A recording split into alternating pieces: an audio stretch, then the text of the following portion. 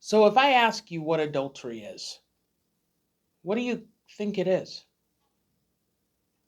Do you think a spouse cheating on a spouse, a husband cheating on his wife, a wife cheating on the husband? Is that the first thing that comes to mind? We are going to define what true adultery actually is. But hold on to your hats because it's going to change the way you see some things. So, let's get started. In Hosea chapter 9, verses 1 through 5, we get a very clear picture of what it is adultery looks like. Hosea chapter 9, verses 1 through 5.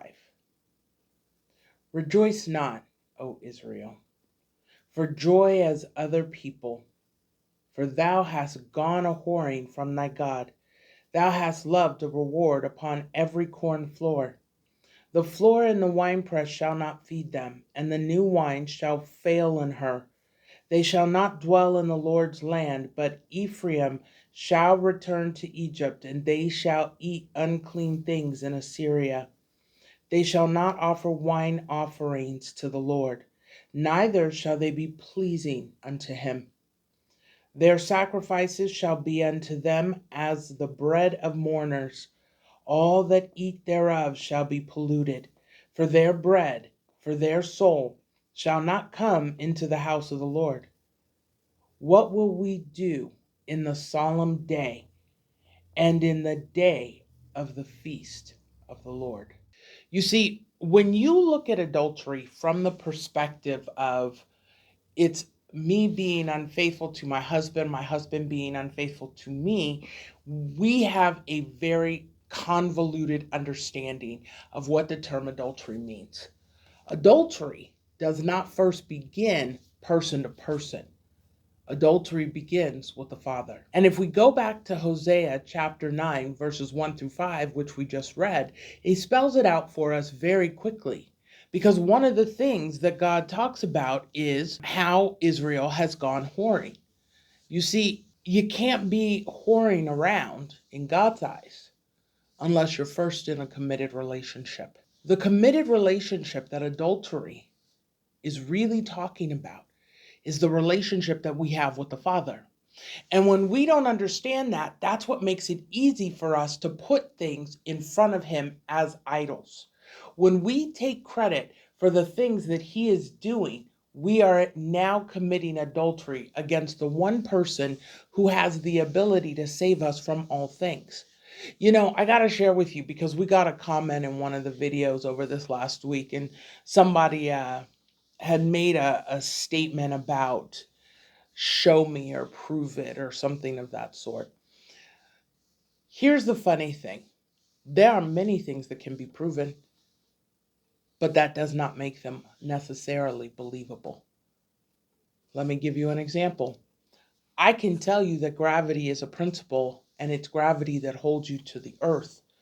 But if you don't want to believe that biblical principles impact your daily life, it doesn't matter how many times I tell you that truth, you're not going to accept it as truth. Because where you're at in your mind is poisoning you from being able to see that which is right in front of you. You know, throughout the Bible, Jesus said, I was unable to do any miracles for their lack of belief. Here's the deal. It wasn't that that he couldn't actually do the work. He could have performed the miracle. What it meant is that it was going to go to a place in them that was going to make them more hostile and not less hostile. It was not going to open them up so that they had the opportunity to actually understand who he was. Their hearts were too hard. And see, that's where we get. So let's take a step back to adultery. Because the people that Jesus could not do miracles in front of were in an adulterous relationship.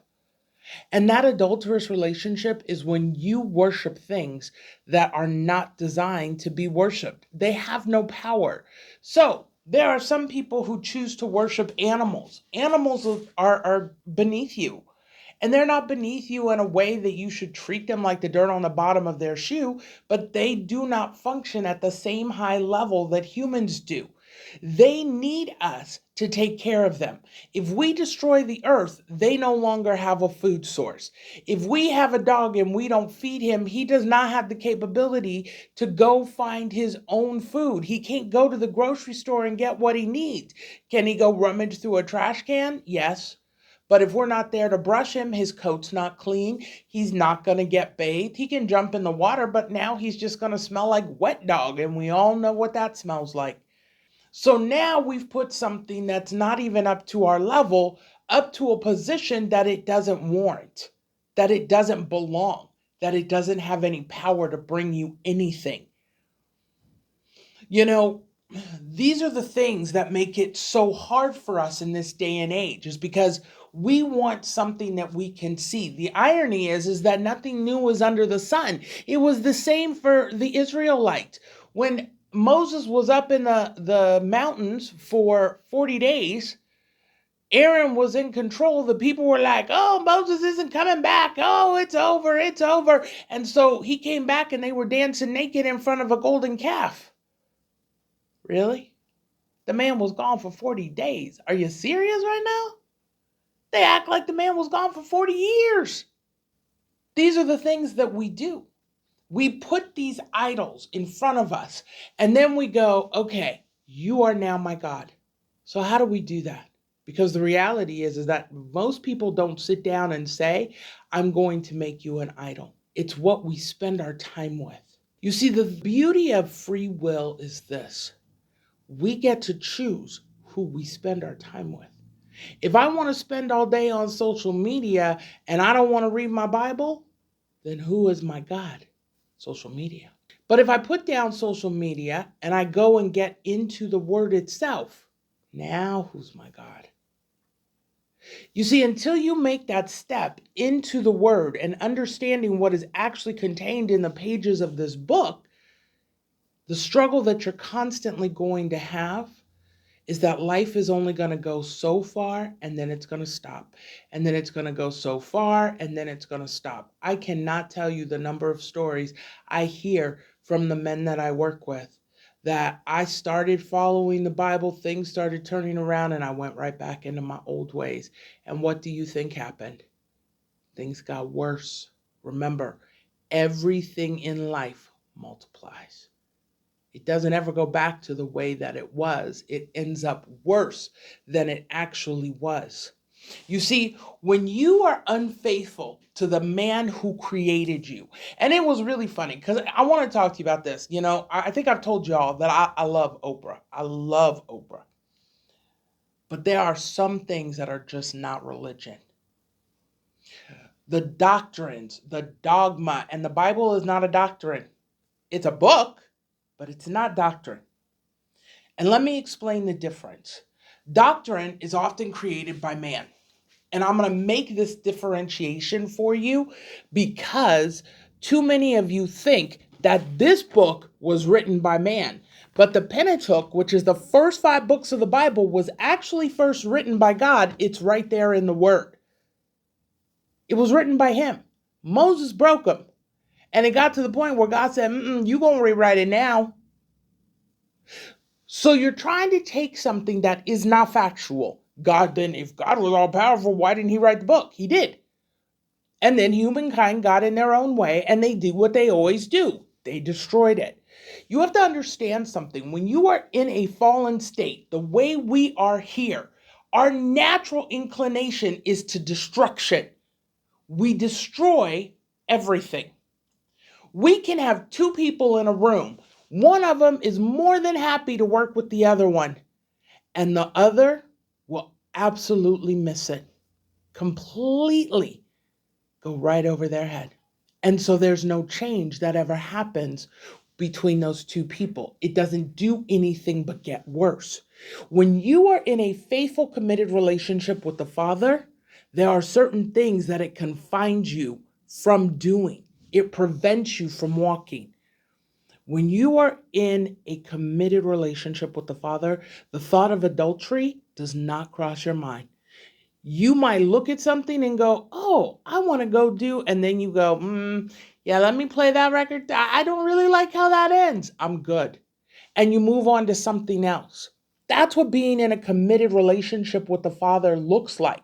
And the way that we do that is that we spend time with Him through His Word.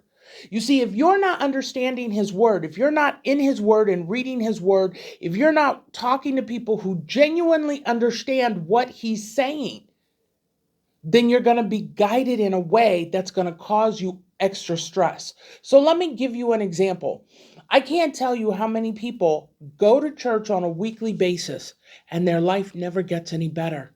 Is it because they are not faithful? No. It's because what they're being taught is not 100% in line with the Father.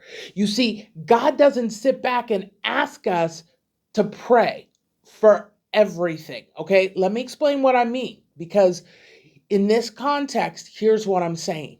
If I sit on my couch eating bonbons, waiting on God, nothing changes. If I'm praying and going to work every day, but I'm not outside of work doing what I need to do to bring that dream to fruition, then my prayers are ineffective.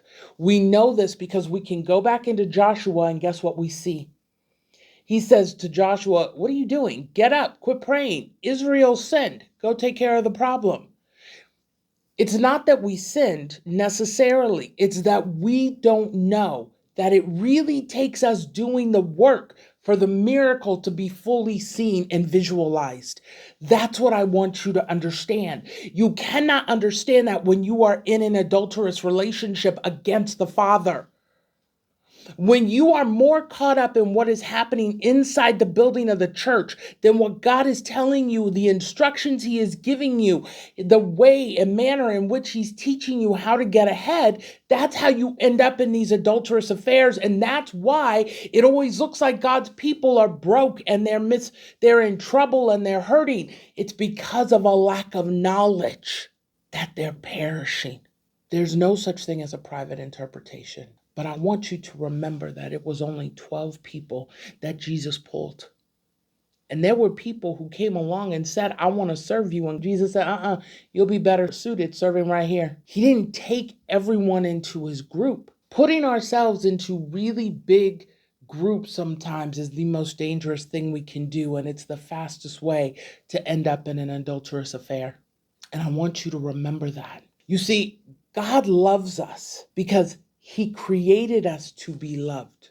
He is not jealous of us, but He is jealous for our affection. And when I say jealous, I want you to hear something else. It's zealous.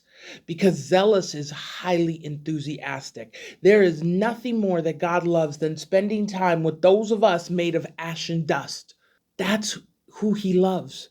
We can think things through. We can experience things. We get to have fun. We get to dream. And I'm promising you right now that the closer you get to the Father, the bigger the dreams become. It is an unending cycle. It just keeps repeating itself over and over and over again. And I don't want you spending time thinking about the end of days for those of you who do, because let me explain something to you about the end of days. The end of days only means the end of days for this system that exists on the earth. It doesn't mean the end of days for everything. The other side is going to be so much fun.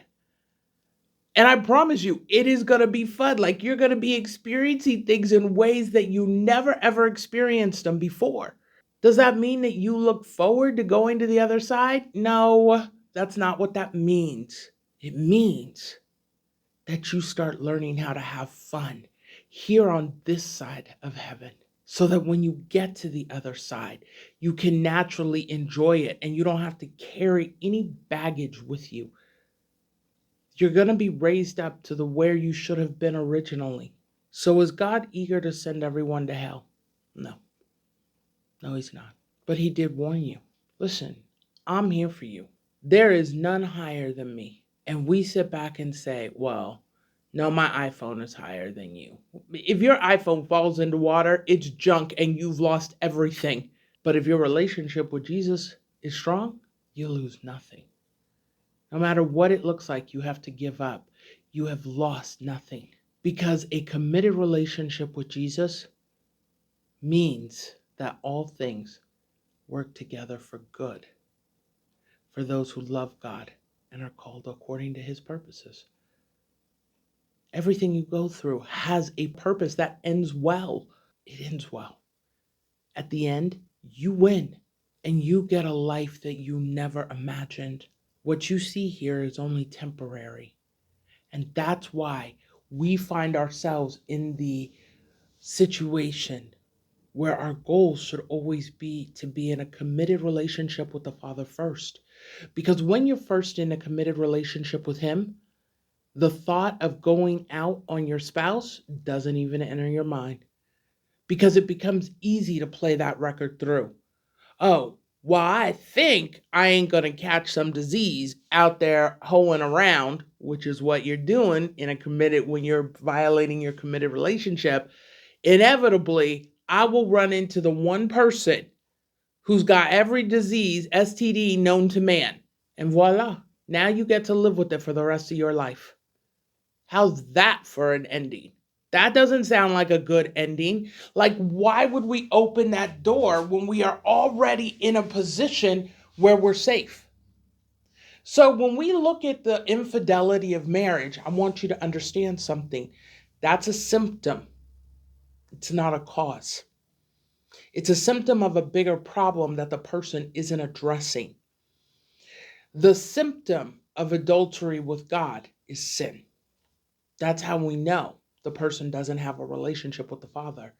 When they open their mouth to speak foul language, when they look at you and you're out there doing everything you can do, you're exhausted, you're worn out, and they can only sit back and criticize, that's not a person who's of God. Not even a little bit.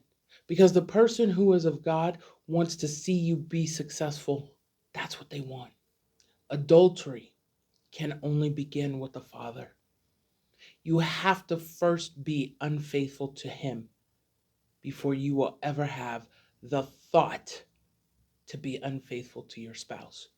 So if you're looking at a relationship and your spouse is unfaithful, who are they first unfaithful to? And see, here's the next thing I want to step into, and I'm going to keep it brief because we're going to get ready to close this up. Here's the deal. I can talk till the cows come home, but if my walk and my talk do not line up, then I am not of the Father. My talk has to match my walk. My walk has to match my talk. If that ain't happening, you got to keep moving. See you next week. Have a good weekend.